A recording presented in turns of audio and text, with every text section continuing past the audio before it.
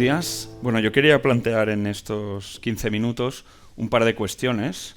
Una es dónde estamos en agua no registrada en España y plantear algunas posibles respuestas. Y también qué desarrollos tecnológicos, desde nuestra perspectiva en Hidroglobal, pues pueden ayudar a dar un salto más en esta cuestión. Entonces, primero algunos datos no actualizados. Yo quería coger datos publicados en volúmenes en hectómetros cúbicos de agua no registrada en España. Aquí vemos que esto era 2020, se entraban en los sistemas de abastecimiento unos 4.200 hectómetros cúbicos. La media de agua no registrada de un 25%, esto hace que tengamos un agua no registrada de 1.000 hectómetros cúbicos. A los que os cueste, como a mí, imaginar estas magnitudes, un hectómetro cúbico es lo que podría caber en un campo de fútbol, si fuera un depósito, y esto abastece a una población de unas 15.000 personas, como una población como Tarifa, al año. Entonces, claro, las cifras son impresionantes. Si de este agua no registrada somos generosos y consideramos que de media en España se considera que es más, la mitad son fugas, estamos hablando de más de 500 hectómetros cúbicos, que para tener una referencia es más de toda el agua regenerada en España actualmente, o prácticamente un tercio de lo que se produce como agua desalada, ¿no? Entonces, bueno, yo creo que es evidente que hay aún bastante por hacer. Hay algunas publicaciones que intentan calcular cuál es el coste marginal de cuando necesitas una nueva fuente de agua en un sistema de abastecimiento. Si es desalación, y aquí estos estudios consideran el coste de la inversión en la planta desaladora, que a veces esto, la amortización no se cuenta, y la infraestructura de transporte. Pues en base 100, la desalación sería 100, agua regenerada pues prácticamente la mitad, y recuperar fugas, pues consideran que es de un orden de magnitud de 10 veces menos. Por lo tanto, aparentemente hay mucho que hacer. Y bueno, la IWA, y aquí hay un consenso total en qué estrategias debemos seguir, ¿no? En sectorización, monitorización, telemetría, velocidad en reparación, gestión de la presión y la gestión de la infraestructura. Pero hay dos conceptos que por ahí quiero plantear algunas respuestas, que es las fugas que son indetectables, que no podemos evitar. Esto es una cuestión física que las gestoras conocéis muy bien, ahí no podemos hacer nada, pero hay una cuestión importante que es el tema del óptimo económico, es decir, la lógica de decir, oye, ¿cuánto me cuesta a mí recuperar un metro cúbico de fugas?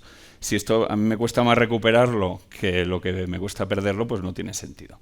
Y el óptimo económico en el nivel de eficiencia de las redes, pues es una cuestión que yo creo que es importante.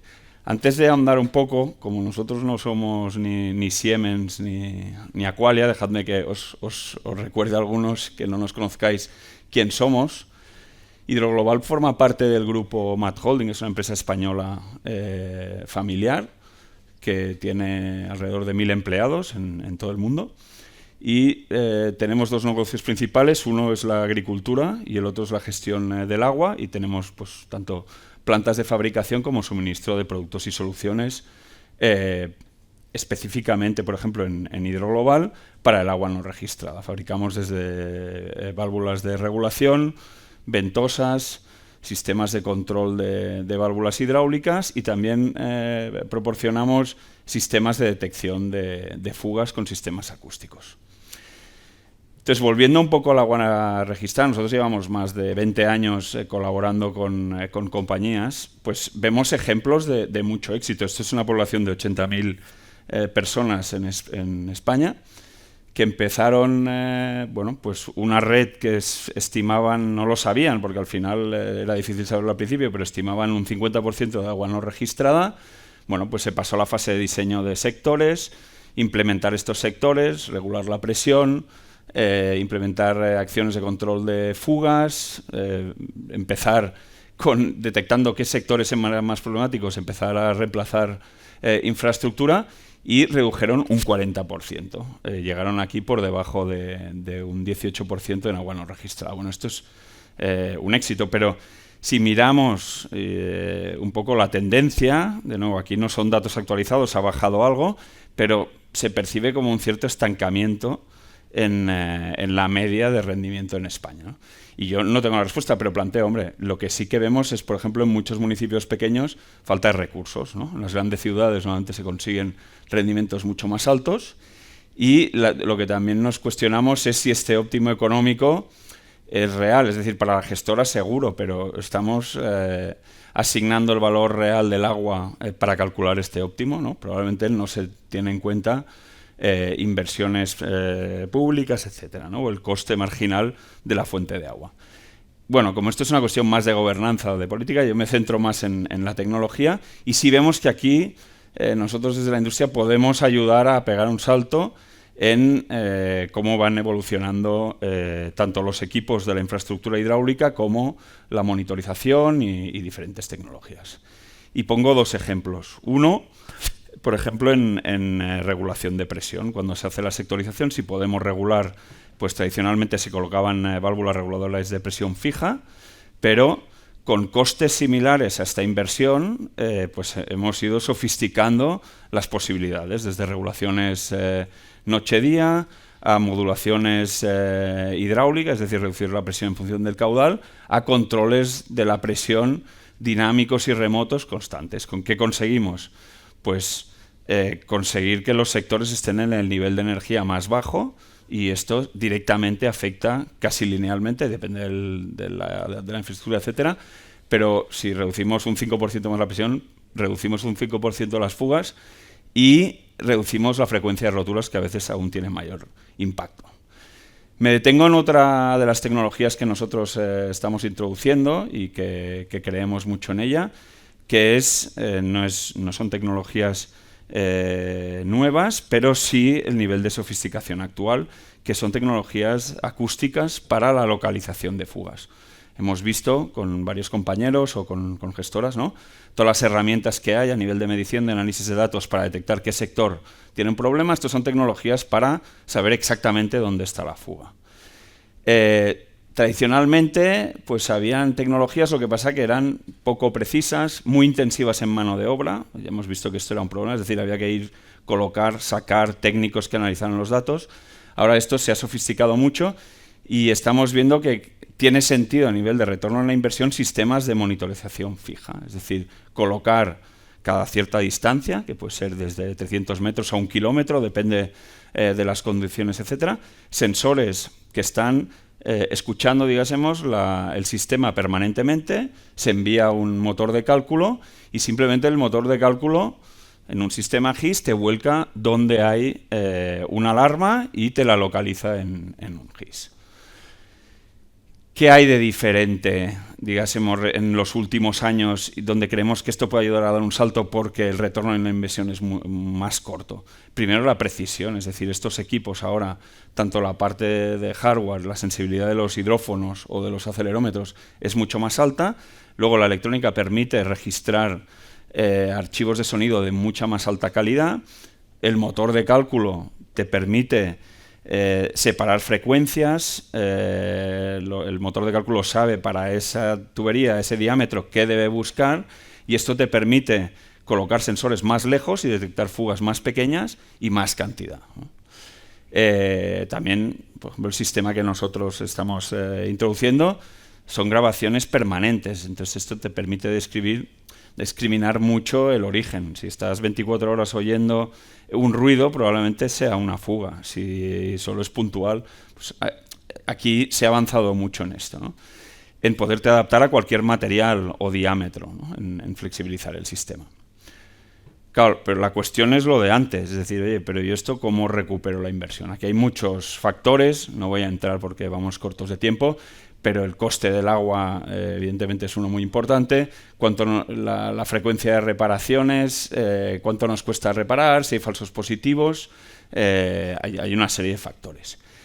Os muestro algún ejemplo, para no entrar en detalle, pero porque no todas las gestoras publican, pero aquí es un ejemplo en Brescia con esta tecnología, donde ellos publicaban pues un poco los resultados. Aquí se colocaron 200 sensores en un sector de 200 kilómetros y tenían un retorno en la inversión inferior a un año. Es decir, el primer año, que también es el año donde más fugas obviamente detectas, ya recuperaban la inversión en los equipos y tenían, digásemos, ya amortizado y un sistema que monitoriza, que pues se puede anticipar a fugas y que, sobre todo en conducciones arteriales, una fuga muy pequeña, que ahora mismo puede no ser un problema, se puede convertir en un problema muy grande, pero daños a terceros, etc., ¿no? Hay muchos más ejemplos de esto. A ver si soy capaz de tirar atrás. Por ejemplo, bastantes ciudades en Estados Unidos han desplegado este tipo de tecnología, también en Singapur, en Europa. Y aquí en España os quería mostrar un par de ejemplos. Estamos trabajando con varias compañías ahora para preparar este despliegue, pero Masesa, que fue la primera en Sevilla, ahí hicimos una prueba para validar la tecnología y poderlo introducir en licitaciones. Y lo colocamos tanto en tuberías arteriales como en tuberías de distribución, ¿no? Y aquí vemos un poco los resultados. Fue una prueba que duró 6 semanas, se localizaron y repararon 7 fugas, se probaron en tuberías de hasta 1200 para verificar que localizaba fugas en grandes diámetros y están pendientes de reparar 5, ¿no? Esto es un dato importante. Hasta ahora estas tecnologías en tuberías grandes no funcionaban. Ahora que ya están funcionando, pues las gestoras tienen un problema, porque si detectas según qué nivel de fuga en una tubería arterial, el coste de la reparación es enorme, ¿no?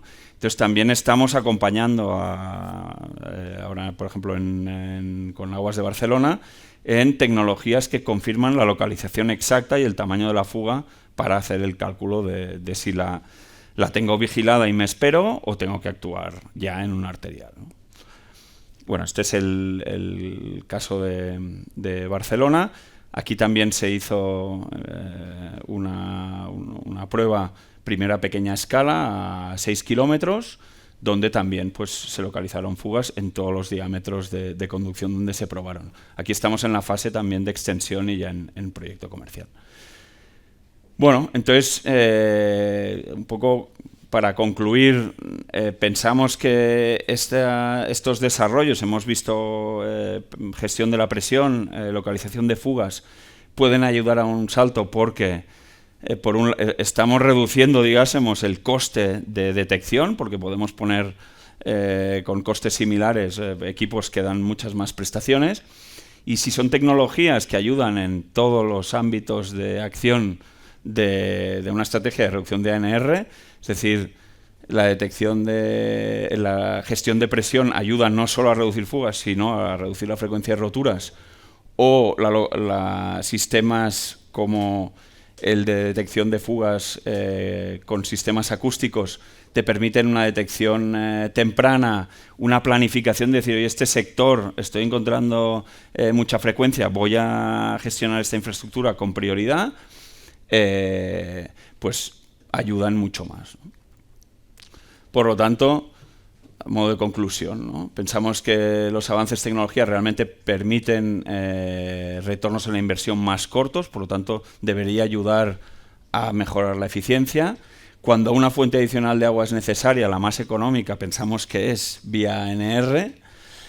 Luego lo que hablábamos, ¿no? Quizá el estancamiento de la ANR, pero esto ya es una cuestión que nos plantearíamos en todo el sector, es porque no estamos o estamos distorsionando el rendimiento óptimo económico en muchos lugares. Y luego, pues que eso, ¿no? Tecnologías como la monitorización de fugas generan sinergias en varios puntos de la estrategia, pues que pueden ayudar a dar este salto. Y bueno, muchas gracias por la atención.